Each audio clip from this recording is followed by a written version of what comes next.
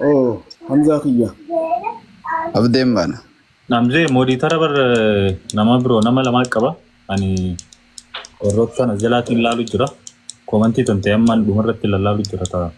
Mana kan dhufu jettu. Maal taati? Maaltu jira? Rabbi si baase. Arraboota si daawwachuun kaane fare si afaan qabe dubbii dhiifama. Warra muriitara qabutee abdeetee isaan tun na arsaayyee fixadhoo fare gaafata kan qaba osoo ati hin baane duratti. Gaafii tantee boodan itti fufa. Gaafiin ani wanni dubbachuu jiru gaafii ergaa dhaammataa waan ta'eef jecha. Gaafii keetiin dura jiru. Yaa itti farreetu. Eeshi ayyee. Bareeda. Amma si gaafachuun danda'a jechuudha. Boodarra goolabda dhaamsa. Okay. Gaafiin tiyya ni beekne Itoophiyaan agriimentii dhaabbata Google AdSense wajjin qabu kun akka biyya guututti warroota aartiitiin wal qabatee diraamaa filima tahee warra gartee yuutuubaroota sooshaal miidiyaa irratti hirkatanii jiraataniif dhiibbaa guddaadha. Waan kana silaa rabbiin carraa walitti fideenii hawaan kana furuu danda'u gaa Piraayim Ministeer biyya tana bulchuu hawaan sanaa lama geessee naquu danda'u. Walitti fidee maal jettee gaafatammaa Abiyyi silaa rabbi walitti fidee?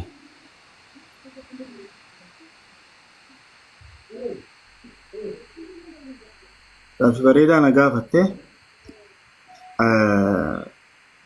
Dhimma kiyyaa miti kan hin haasa'u.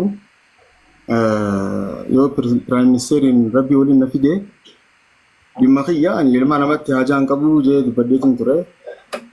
Dhimma waliigalaatiin dubbadha jechuudha. Biyya keessa jiraatus akka waliigalaa godheetiin dubbadha. Is takka ija mirgaatiin, ija bitaatiin qofa osoo hin taane ija mirgaatiin aartii Itoophiyaadhaa tana garagalii ilaali. Ispeeshaalii aartistoota Oromoodhaa jireenya isaanii kana dho'ifatanii deemu jiraniititi. Mee gabbuu ilaaliititi. Humna qabduun yoo rabbi sii laaffise sattarii tayyattuun qaba jechuudha sii galee. Gamaan uumaan waan hin gachuu barbaadu. Aartistoonni sattaramanii jireenya bareedaa jiraachuu jiranis ni jiran.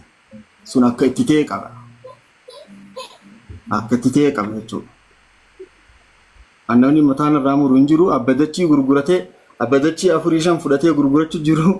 Sun carraa isaatii harkachuu isatti ni gammannaa. Garee kophaatti bilisoomtee gartee bilisummaadhaa fi tujjaarummaadhaa fi qananiidhaan jiraachuu jirtu jira. Gareen takka immoo ta dhiibdee itti kannitee jalaa haftee dirree qullaa tatteessuu jirtu jira jechuudha. Gama aartistootaatti yoo halaallu ta'e. Maal jechuu kiyyaa aartistoonni kan itti toltee jiraachuu jiru jira. Makiinaa moodeela jijjiiree sun carraa isaatti baga rabbii godheef itti haa dabalu. Sun akkas ta'uu hin qabu.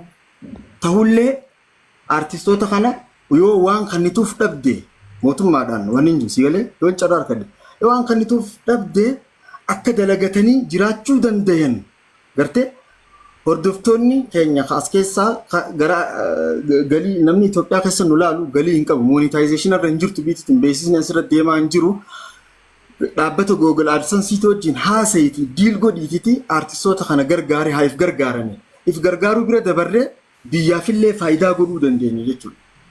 Akkasitti taaksii nu gaafatee biyyallee gargaaruu dandeenya miskiinallee gargaaruu dandeenya because hurkaan teenya lafa gannaqamaa hin jirtu gingilchaan bishaan waraabaa hin jiru jechuudha.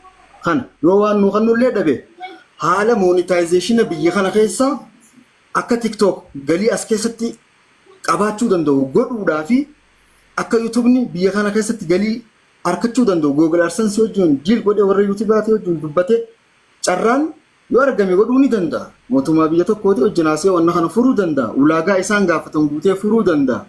Gartee kana malee wanni hin gaafadhu.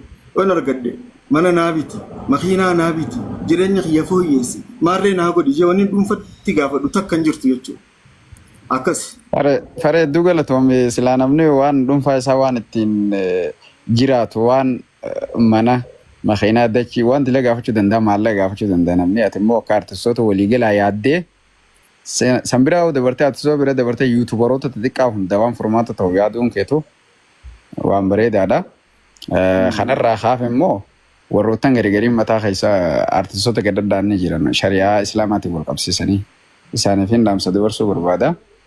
waan aartii irraa dubbatu jirra waan ta'eef jecha gabaabumatti rabbiin quraana keessatti aartiin haraam hin jenne muuziqaan haraam hin jenne hadiisa keessaas hin jiru ammoo kijibni haraam jee jira rabbiin yeroo aartii dalagan aartistoonni walumaa galattu kijiba irraa of eeganii akka Ibroo Ibsaa amma biyya faarsisan rakkoo tokko illee hin qabu kaaribira sanfaa akka qamarii suufaa rakkoo takka illee hin qabu kijibumaatu haraama kijiba xiqqoo keessaa maddi jecha biyya keessan identity keessan addunyaa mul'isuun ni danda'ama kanumaan jechuu barbaada jabaadha abdii muratina artistoonni ni beena Oromoo keessaafu yeroo hedduu irra guddaan isaa yeroo dheeraadhaaf hammata hedduuf rakkoo keessa taa'ee ummata isaatiif sagalee ta'ee afaan isaa akkasuma banziila qabsoofaa ta'ee akkasitti namallee kakaasee bilisummaa hanga qabsaa'onni hundi alaa galu bilisoomnee meejaanii hanga isaa wal gaafatanitti warri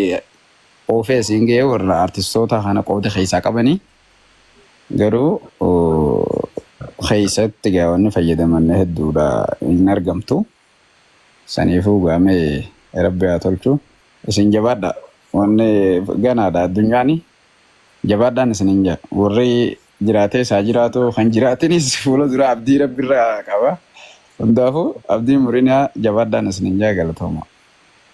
Thank you Hamza. Abdee ya dhiifama yeroo takka faraan harkatti hin jiru gadiin bu'aa na deebisi. Okay. Na dukkanaa jira. Thank you Hamza gadiin si buusa dhiifama wajjin. Okay abshirayye. Safwaan wanna mutirraa kaasii diinaa walii fi Safwaaniif carraa kanneetiin ijoollee kanaaf sanboota irra Safwaanis nama jabaadha nuti qabnu diinaa waliis akkasuma sanboota farree yaada isaa itti dhufee ni xumurraa dhiifama nu of kolchaa hundi keessanuu gaa nama hunda galchuu hin dandeenyu gaafii teessaniif yaada teessan hunda fudhachuu hin dandeenyu gaafiilee teessan asuma keessatti cuunfaa deemna because gaafii hawaasaati waan ta'eef Safwaan nu hubanne yeroo galatoomii abdee faraan dhugaa hedduu si jaalannaa hedduu si kabajnaa gaafiilleen si baay'attee jirti gaafii gariillee gartee gaafii istirasa nama akkaastu jira gaafuma akkanaa qabnaa haa ta'u garuu dhugaa hedduu seenaa abbaa keetii irraa taasoo itti sarara rahmataa godhuu fi abbaa keenya hunda hedduu gartee garaana nyaattee atiis hedduu itti gadditee dhugaadhaa gartee seenaa akkanaa tana fakkeenyaaf ammoo Oromoonni kun karaa mi'eessooti moo isatti jetti. Oromoon tun balloodha lafa guddoo jirti naannoo adda addaa jirra seenaa tana amma namni naannoo sanii sirritti ni beeka jedheetii yaadaan akka mataa kiyyaatti. Ammoo warri naannoo biraa gartee seenaa tana hin beeku ammas irraa dhaga'uu kiyya fakkeenyaaf seenaa abbaa keetii tana. Kanaafuu gartee akka hawaasa Oromoo tokkotti anaas dabalatee qabsoo abbaan kee godhe wareegama abbaan kee godhe san dhugatti osoo gartee takka bifa gartee kitaabaa takka hujumatee tanaan bifa walleetiin gartee bareechitee waa'ee abbaa keetii san ibsite nu biraas numa giya jeetii yaada gartee maaliifi amma keessatti gartee yoo gartee nama biraa dhabamtellee abbumaatu sossee kara danda'uun seenaa isaa tana baasu jira. Osoo gartee seenaa tana hawaasa Oromoo naannoo hunda bira jiru geessite hedduu bareedaadha jeetiin furadha. Okay, seenaa duraan dursee Safwaan kiyya gartee na bareechuudhaaf dhuftee gaafii deebii anaa fi abdeen goonuu irratti dhuftee na bareechuudhaaf gartee indaganaa deebitee quuqamtee waa'ee abbaa wareegama abbaa kiyya Sulee Mahammad irraa na gaafachuu keetiif galatoomii sirba tokko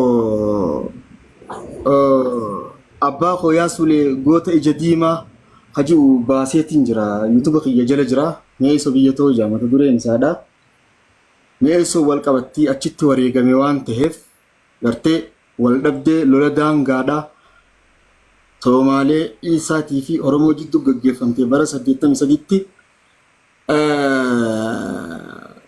mootummaan gartee walitti diruudhaan beekama yeroo hedduu mootummoota dabran ni beekama gartee tiliilamistii kana